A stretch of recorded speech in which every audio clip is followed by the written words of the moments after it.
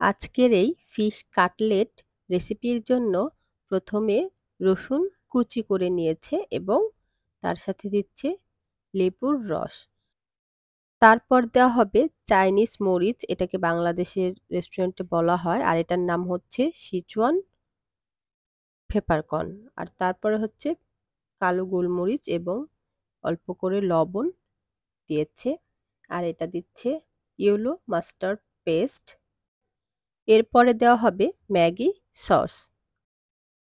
এই fish কাটলেটটা Italian স্টাইলে করা হচ্ছে, মানে ইতালিয়ান যে শেফ আছে রেস্টুরেন্টে সে করছে, তাই এখানে যে ইনগ্রিডিয়েন্টস গুলো দেওয়া হয়েছে এগুলো সবই ইতালিয়ান রেসিপিতে দেওয়া হয়।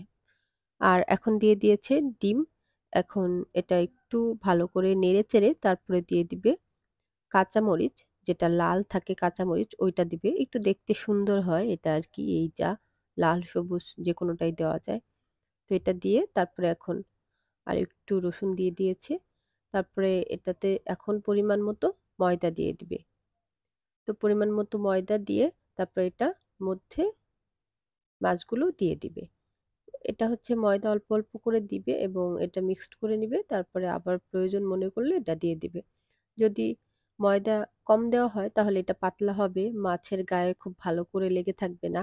আর যদি বেশি দেওয়া হয় তাহলে আবার শক্ত শক্ত হয়ে যাবে। এইজন্য ময়দার পরিমাণটা বুঝে দিতে হবে। এরকম অল্প করে দিয়ে মিশিয়ে তারপরে প্রয়োজন মনে করলে আবার দিয়ে দেওয়া হবে।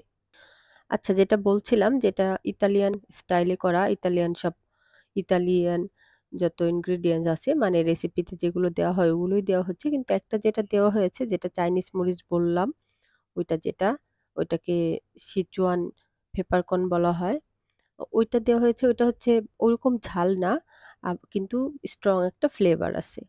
তো ওইটা হচ্ছে জাস্ট টেস্টটা একটু বাড়ানোর জন্য দিয়েছে, এটা হচ্ছে অপশনাল ছিল, আপনারা চাইলে দিতেও পারেন নাও দিতে পারেন। আর এটা ছিল ডোরি ফিশ, আপনাদের পছন্দ মতো যে কোনো মাছ দিয়ে করতে পারেন। এটা মূলত স্পেশাল ভাবে করা হয়েছে, স্পেশাল গেস্টদের জন্য করা, এই জন্য ডোরি ফিশ দিয়ে করছে। নর্মালি হচ্ছে দেখা যায় যে যখন বুফে দেয় তখন বেশিরভাগ সময় পাঙ্গাস মাছ দিয়েই দিয়ে দেয়, করে ফেলে। তো এটা স্পেশাল ছিল তাই স্পেশাল ফিশ। তো যাই হোক, এখন হচ্ছে ব্রেড ক্রামে এটা হচ্ছে খুব ভালো করে এরকম করে চেপে চেপে প্রথমে এরকম একটা কোট দিবে, মানে এরকম করে একবার ভালো করে এটা লাগিয়ে রেখে দিবে। তারপরে এটা আবার ডিমের মধ্যে চুবিয়ে তারপরে এটাকে আবার উপরে একটা কোট দিবে, মানে আবার উপরে এরকম করে ব্রেড ক্রাম লাগিয়ে দিবে। যদিও এটা দেখে কতটা বোঝা যাচ্ছে জানি না। কিন্তু আপনি যখন এরকম করে খুব সুন্দর করে এটা এরকম শেপ দিবেন তখন কিন্তু খুব জোরে দেওয়া যাবে না। আবার মানে এতটা হালকা দিতে হবে যে জাস্ট ব্রেড ক্রাম্ব গুলো এই ফিশের মধ্যে লেগে থাকে, ব্যাস এইটুকুই। এর থেকে বেশি জোরে দিলে এটা হচ্ছে একদম ভর্তা টাইপের হয়ে যাবে আর ভেঙে যাবে। মানে এই যে যেমন হচ্ছে একটু দাগ টাইপের হয়ে যায় না? ওইরকম আরকি। তো এজন্য হালকা হাতে এটা খুব সুন্দর করে হালকা করে এটা লাগিয়ে দিতে হবে। ওটা যে থাপ্পড় মনে মনে হচ্ছে মারছে, এটা কিন্তু খুবই হালকা হাতে, মানে এত বেশি জোরে এটা দেওয়া যাবে না। আর ডোরি ফিশ এমনিতেই অনেক নরম হয়। তো আপনারা যে মাছে কাঁটা নেই এরকম যেকোনো মাছ দিয়ে এটা করতে পারেন। এখন এগুলো সবগুলো করে নেওয়া হবে। আমি আপনাদেরকে জাস্ট ২ টা দেখিয়ে দিলাম।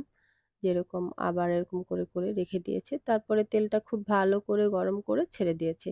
আমি ছাড়ার সময় একটু ওইদিকে ছিলাম, তার মধ্যে এটা ছেড়ে দিয়েছে। তো যাই হোক, এটা একদম কড়া করে ভেজে উঠিয়ে নেবে। যেহেতু এটা ব্রেড ক্রাম্ব দেয়া, এটা একদম উপরে মুচমুচে হবে আর ভিতরে সফট একটা ব্যাপার থাকবে।